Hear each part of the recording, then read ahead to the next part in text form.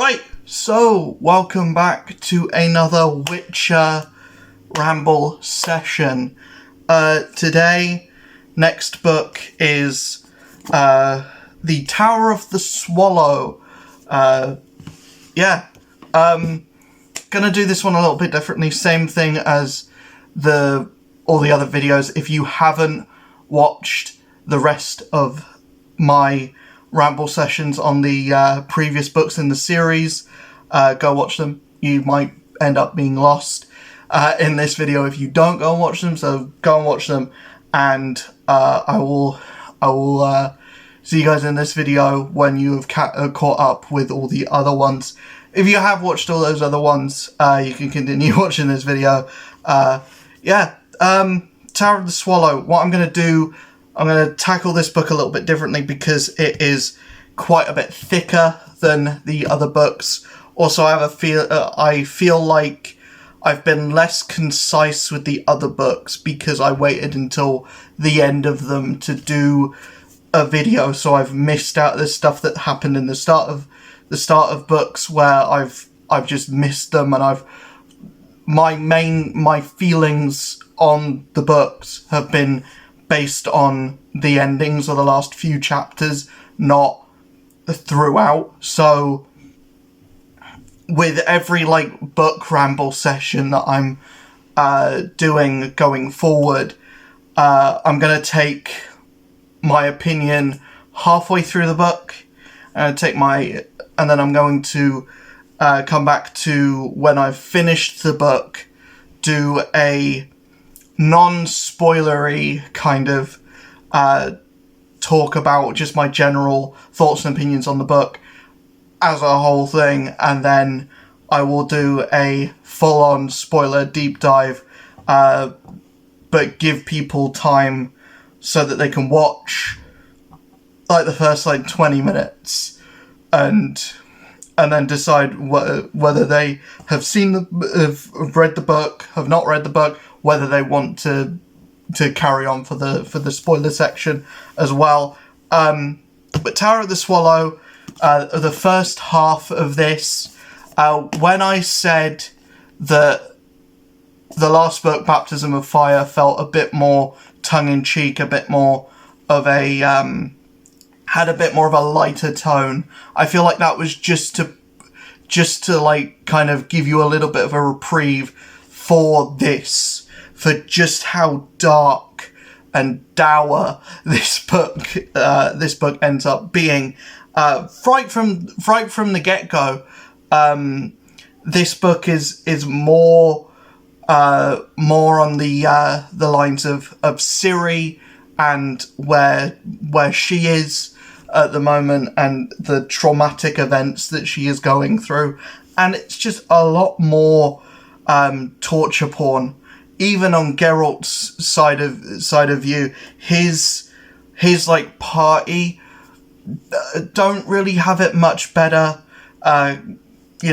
Characters in his party.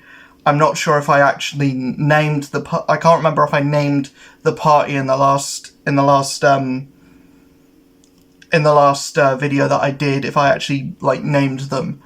But Cahir, a member of his party, ends up getting mortally wounded, and that's kind of where I've left the book off at the moment. Is he's in a situation where he's mortally wounded. We still have Geralt dealing with the injuries he sustained in book 2, which I like the commitment to being Geralt did get really badly hurt. We're still going to have that affect his character and play into his character going forward, even 2 books on from that.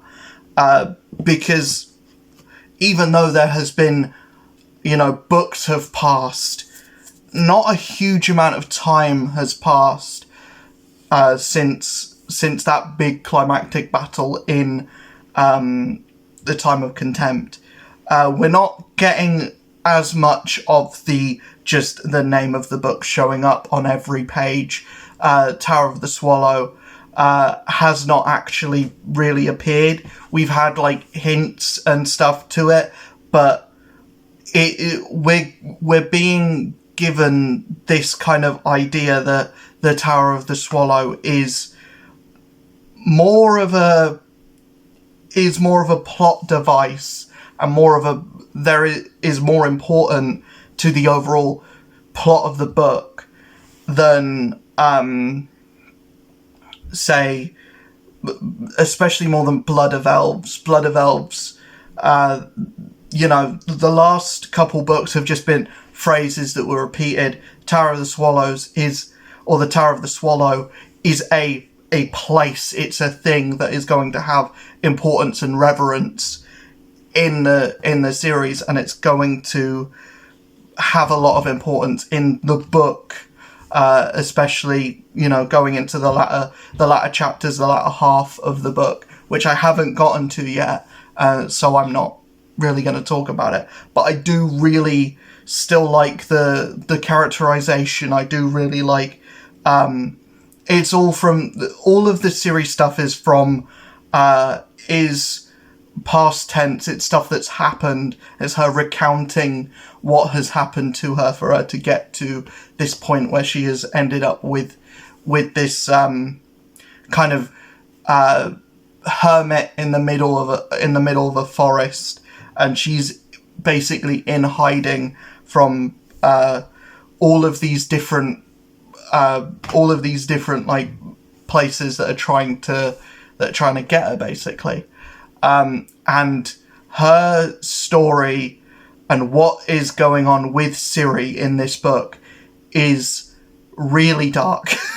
It's nigh on grimdark.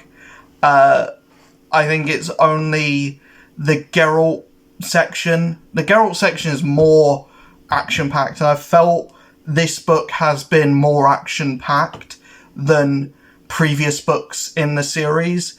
Even something like Baptism of Fire, even something like Time of Contempt, where that book was pretty much all action. It was non-stop from beginning to end. This book, I felt, has been more... There's been more tension, way more tension in this book, because we're now at a point where we care about all of these characters, and there's a much bigger cast of characters to care about. But also, I just feel like I'm more waiting for bad things to happen because I've been led to believe, and I've kind of... The tone of the book makes me feel uneasy, and it makes me feel like something bad is going to happen to, if not some person, everyone. This is definitely the point in the story where it does feel like all hope is lost, and it does feel like everything is... It doesn't feel like a gear up to a heroic conclusion or heroic climax. And given the size of the last book and how much bigger it is than the rest of them, I feel like the final book will be the heroic rise and climax as well. This book is definitely the fall of grace of all of these characters, and it definitely is the dark moment before the eventual like rise of all of these characters. And yeah, I don't know if this is the book that I enjoy the most so far.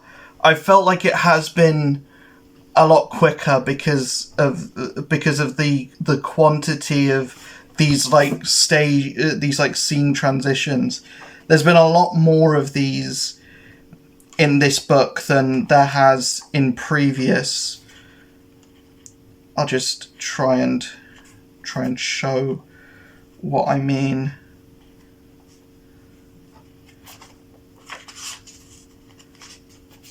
This page kind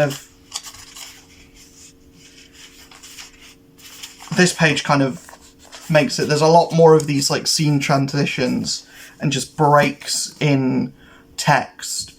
And also the overall increase of action in this series. It doesn't feel like we don't have moments where we spend an increased or an exceedingly long amount of time, like having Geralt drink beer with the boys, or like we don't have moments of respite in this book. There hasn't been an extended moment of respite. Maybe just like the first chapter, which is very much just setting the stage for Ciri to recount her story of essentially suffering. Those things that go around on Twitter and go around on like threads. I refuse to call it X, but things that do go around on Twitter where it's like a picture of like Rey from Star Wars: The Force Awakens, or the sequel Star Wars trilogy, and it'd be like, name a more damaged character, or name a character that has been through more, name a more tragic character, more tragic backstory than this character. And I genuinely think if someone put Ciri in that mix, it would be tough competition to name a more tragic character than Ciri, because of the things that she's seen, the things that she's forced to witness, and the things that happen to her as well. How she isn't more mentally broken at this point in the story, I don't know. And I don't know how she makes it out of the situation that she does. It's very clever what they've done by having the start of the book be by framing the book as being like this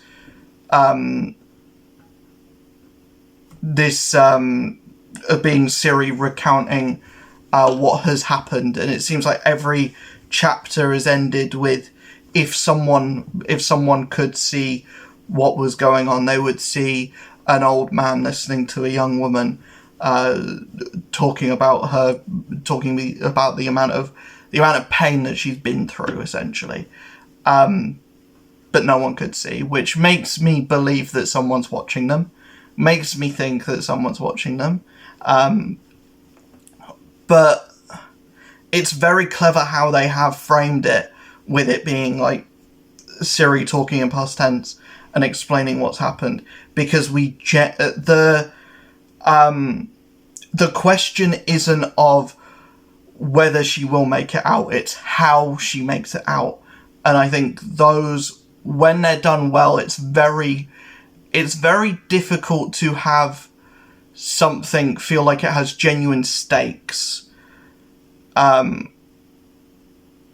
when that it's hard to make something feel like it has stakes when it's a story that's set in the past, or when you know that the character is alive, but this is definitely making me curious and interested to see what else happens to her. How does she end up in this situation? And the same with Geralt. We're given where Geralt is at the end of the story, and then we're getting the story told.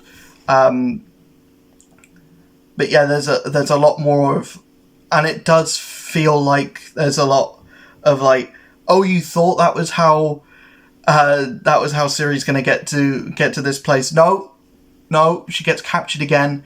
You thought this was how Geralt was going to end up in this place. No, not like that. Like this. So yeah, I'm the most interested by where this book is, and I think the framing of everything is is a lot more engaging, and just the readability of this book as opposed to the 40-page chapters of uninterrupted text of the past books in the series. Although this is a thicker book than those ones, it is, in my opinion, the easiest to read. I wouldn't read this one first. You need to read the other ones first. But I would say that this is where Sapkowski is getting his stride. He's hitting his stride. Do I think that this is more enjoyable than other books in the series? I don't think so. This isn't my favourite, and it is the darkest book in the series. There have been moments where I have just closed the book and put it down and been like, that's enough for tonight. I need to mull over what just happened and then come back to it later. There have been moments like that, and there's probably going to be more moments like that in the second half, because second halves of books always are more heart-wrenching and more like dour and just dark than first halves. But I'm into the series now. I'm on board, and I mean, of course I am. It's book frickin' 4. Technically book 6, because of the two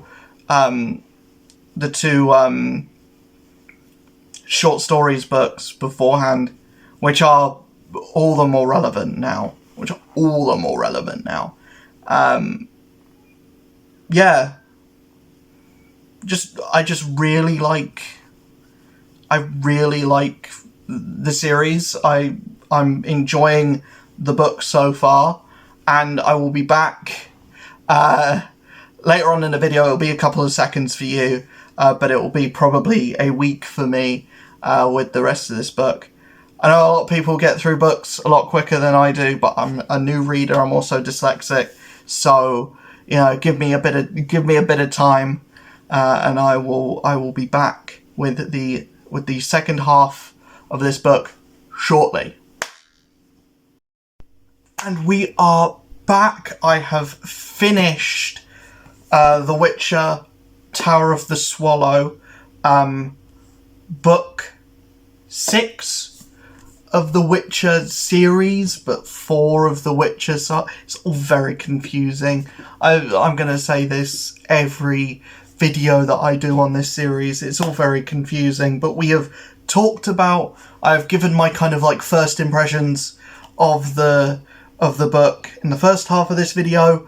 This half will be talking about the book in full, or the second half, really,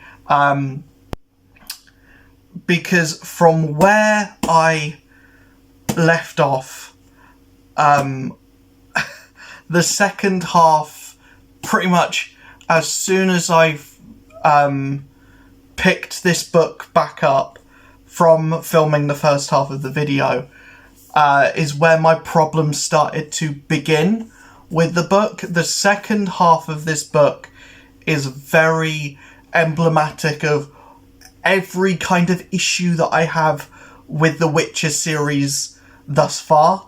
And given that we've got one book to go, I don't think those issues are going to resolve themselves, because I think it's just issues with the way that the series has been written and the way that the series is written going forward. I think pretty much from Time of Contempt going onward.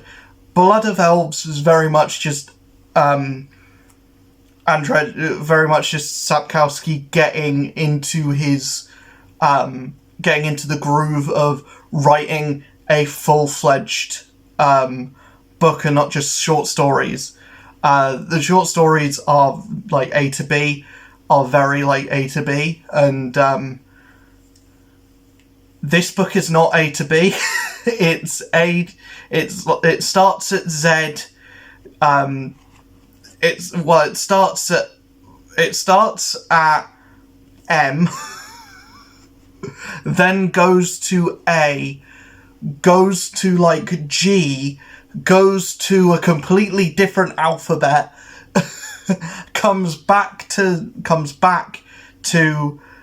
and then we end the book at somewhere like X or Y, not quite at Z yet, and we don't even know where Geralt is at the end of this book. But the best parts of this book are what Geralt's doing. The best part of the series is what Geralt's doing. We go through a whole book in Baptism of Fire, kind of getting to know this party that Geralt has built, and this book kind of doesn't throw them away, but so much of this book is Ciri and what she's doing, and so much of Ciri and Yennefer's story. Yennefer dies like twice in this book. We believe that Yennefer dies twice in this book. She doesn't actually. She gets captured and tortured, very, very gruesomely, I might add, towards the end of the book. And Ciri goes through her own torment as well, which I went through. Most of that is at the start of the book. The end of the book is very much her, like, triumphing over that and getting her revenge, and it is a very cool, like, badass sequence. And when we do eventually get to see that in live action in the show, it's going to be like a cool moment in the show if they do it as well as it's written in this. I just don't like the constant switching of perspectives, and I get when you have multiple protagonists all doing different things at different times. It's why you can't just have Sapkowski likes to have his cake and eat it as well. He will have one chapter, he will have multiple chapters which is just Geralt doing what he's doing, going from A to B, like fighting a giant tree monster which he doesn't actually end up properly fighting, or like getting integrated with the druids, or just like talking to his party. And oftentimes those are the best moments, when it's the quieter moments of the book. But then I'll have another chapter which is what Yennefer's doing, and it's told completely out of sequence, and it's really difficult to follow. And is this before Yennefer did this? Is this after? The things that are happening are interesting. It's just you have to kind of piece it together in your mind where each section of that chapter actually takes place. And then the stuff with Ciri right at the end of the book is interesting, and we are left with this interesting, like, conclusion at the very end of the book, where the book ends, is very interesting to see, like, how does that tie in with everything, and where's that gonna go? Like, what is the end point of this series? Like, who is the big bad? We don't have a definitive answer of who is going to end up being the big bad at the end of this. I still feel like the true villain of this is Vilgefortz, but we've got an emperor that's doing shady things, but I don't think it is. The Emperor of Nilfgaard is bad, but he's not had enough time in the book for me to, or in the series in general, for me to really think of him as even a character in this. Vilgefortz, we've got Dijkstra doing, like, machinations behind the scenes, but I don't think he's like the big true final boss of this series. I do very much feel like the big climax is going to be with Vilgefortz, which will have resonance, because the last time Geralt fought Vilgefortz, Geralt ended up like massively out of action, and even still is being troubled by his injuries from that fight months from down the line.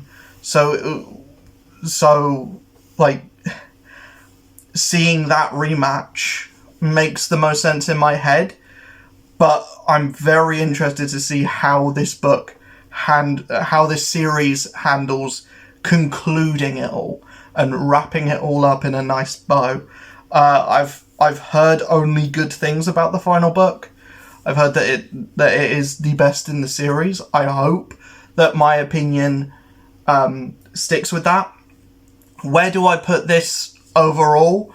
I'll have to think it over, and I'll have to wait and see. Getting into some light spoilers now. The last section of this video. The Witch is a multiverse story, kind of.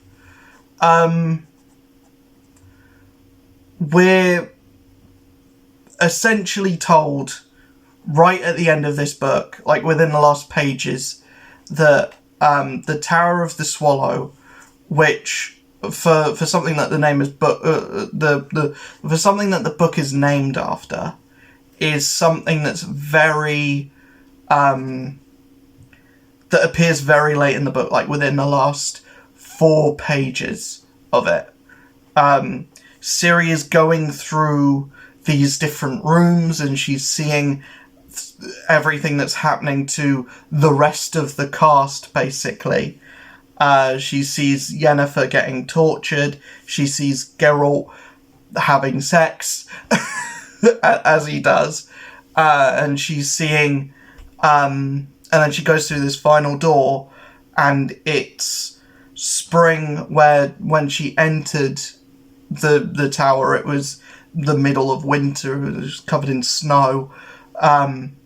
She's left it in May, and there's this elf sat on a log or something, and he's like, I've been waiting for you to show up, and there's unicorns everywhere. And so we're led to believe that this is a multiverse story, or this is a story with like multiple different Earths. I don't know how I feel about that yet. I'll have to see what the utilization of that is like in the final book. But this is like 2002. So this is very much a thing of like, this is before multiverses were even popular. This is before multiverses were anything outside of like a thing that appeared in comic books and that's it, or a thing that appeared in like really heady science fiction shows. It wasn't a thing that was a cultural mainstay as it is now. Like the idea of a multiverse story is something that is so overplayed now in the year 2024, and it's something that we're kind of a bit sick of, to the point where we've had 2 movies that, like Venom: The Last Dance has a joke about being sick of multiverse stuff, and Deadpool Wolverine is a whole movie just joking about the idea of multiverses and how stupid that concept actually really is. Meanwhile, being the best one of those, being the best multiverse movie that the MCU has put out. One of their best films in general, as terms of like ticking boxes that people watching those movies want to see. Yeah, but I'm interested to see how it's handled in a book. It's my first time reading a book where multiverse stuff is even a thing. Obviously, I've read plenty of comic books that have featured multiverse shenanigans, but this is my first like actual novel of it, because it's my first like novel series that I'm finishing, or that I'm making my way through. But yeah, I'm interested to see where this goes and how this ends up being a thing. I hope it sticks to landing, because everything that's been set up has set up to a place where I'm interested to see the conclusion of it, and I don't want to go into the final book hyped and to be disappointed in any way, because plenty of things have done it where the rest of the series has been great, have fallen flat. This, I felt mixed from the beginning. I'm still mixed on whether I like this specific book in general. It's definitely the hardest read. Like, in a like layout and pacing way, this is the easiest read of the series. This goes back to the short story way of like laying out the books, and this is laid out very much like a modern book, or like a post year 2000 book, where there's a lot more scene transitions. There's a lot more like pace breakers or scene breakers, and there's a lot more like page breakers as well.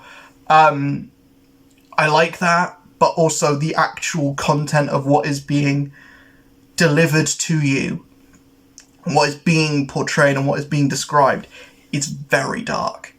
And there are moments in this book where, if you are of sane mind, then you will have to take breaks from this one specifically.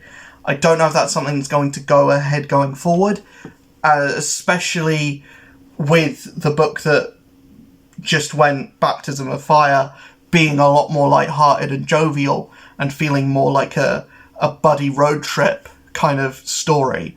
This one being just nigh on torture porn for most of it is difficult to read. It works, and when we do get the triumph of the climax of the book, it feels really good and it feels earned to get there. We still have a lot more moments to go that will feel earned when we get there as well. But yeah, I feel like this is one of those books where getting to the destination is rough, but it's also worth it. But I'm in no rush to get to go through it again. I'm in no rush to go through the series again. For that reason, a lot of it is dark, dour, depressing. But I've got plenty of other series and books to get through.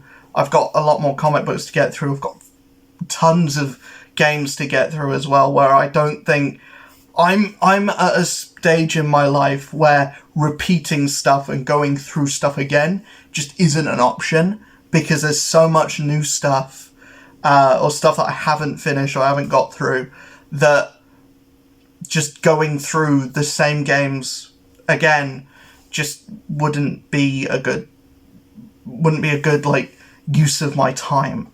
I barely rewatch movies anymore, to be honest. I don't feel like rewatching stuff or going through an experience again. But that being said, I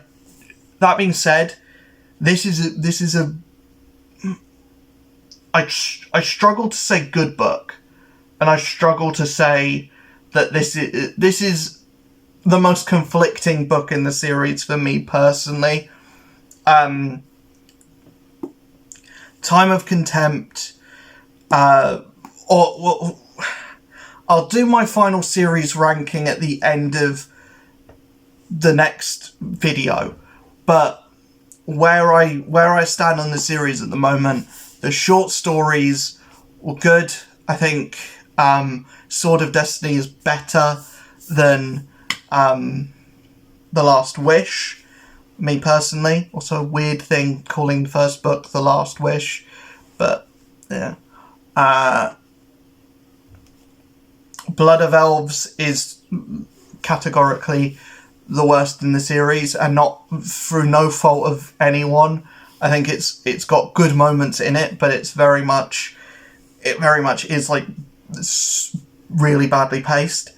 Time of Contempt has leaves you with a really bad taste in your mouth. I feel like it's good. It's really good up until the final 2 chapters, and then the final 2 chapters are slow, meandering, and disturbing.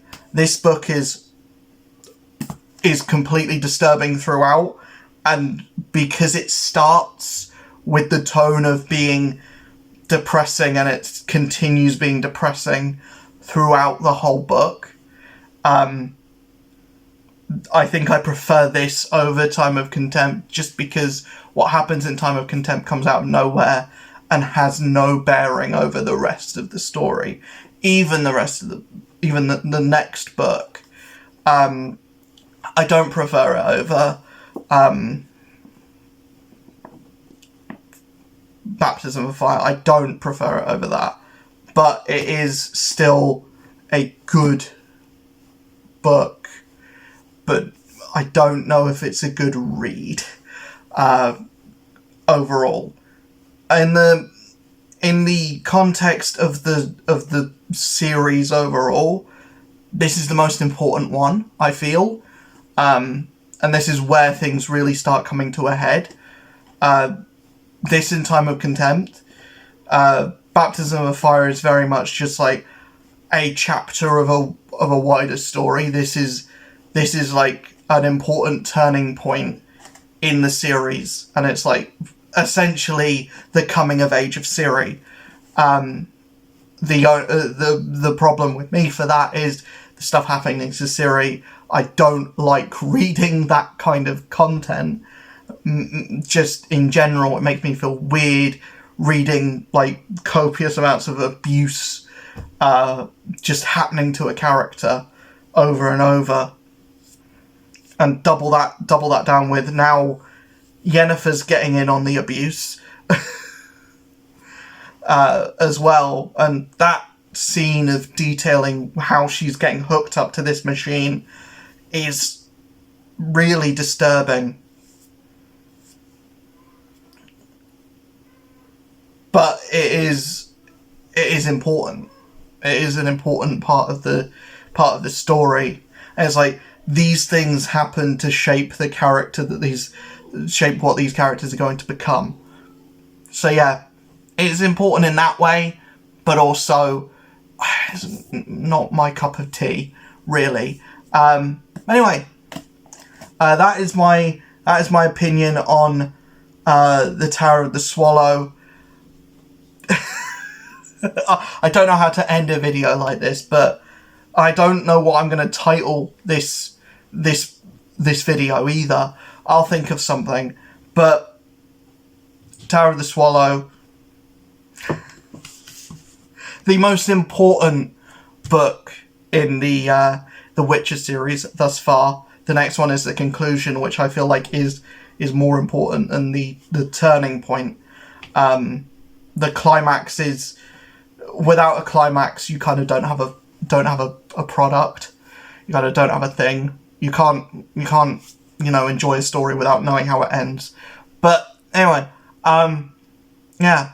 Hopefully you enjoyed this video. If you want to see more videos like this, keep hitting that like button. Keep watching as well. Let me know in the comments below what you've been thinking of the series, whether you've started picking up this series because of my videos. I doubt anyone has, but if you have, I'm glad.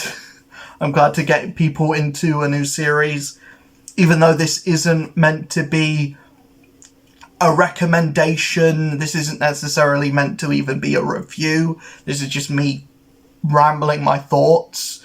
But yeah, I I like the series so far, I like where it's going, but it's not going to be one that I will reread anytime soon. Mainly because I just have so much other stuff to get through. But yeah, I'll see you guys in the next video. Hopefully you enjoyed this. Peace.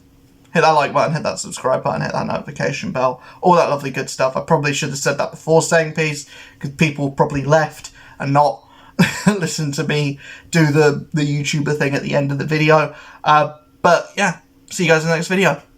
Peace.